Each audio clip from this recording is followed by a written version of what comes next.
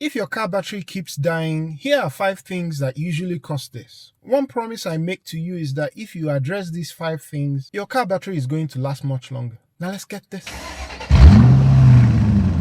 One of the commonest reasons why car batteries keep getting replaced is sticking with the undersized battery that ships out with the car from the manufacturer. Shipping a car with a small-sized battery is simply an attempt by the manufacturer to cut cost. My 2017 Accord actually came with this small Group 51R size battery, despite having some heavy electronics like this battery-adjusted seats. Sifting through maintenance records, no wonder the previous owner replaced this battery 3 times in the last 1 year. Each time a car battery goes flat, it loses a bit of its life, and that's why you should avoid a battery going completely dead at all costs. My advice is to get the larger size battery which can fit comfortably in the battery compartment of your car. You'll thank me later if you do this. The second cause is a parasitic drain. This occurs when a component continues to draw current even while the car is off. In fact, one of the cars in my neighborhood currently will just turn on the radiator fan in the middle of the night and you just hear it humming despite the fact that there's no one in the car. I've also had this problem on a Mercedes S55, for which the Mercedes dealership replaced the battery a couple times and even went as far as replacing a normal alternator, and yet the car battery kept dying. It ended up being that it was the onboard TV system that was draining the car battery. If your new battery keeps running down, be sure to check for a parasitic drain. There are videos on YouTube on how to do this test, but let me know if you want me to cover it in a future video. Another problem that will see you swapping batteries is a weak alternator. The alternator is responsible for replacing the charge that your battery loses, mainly after it starts a car or when it's called into action during the use of heavy electronics.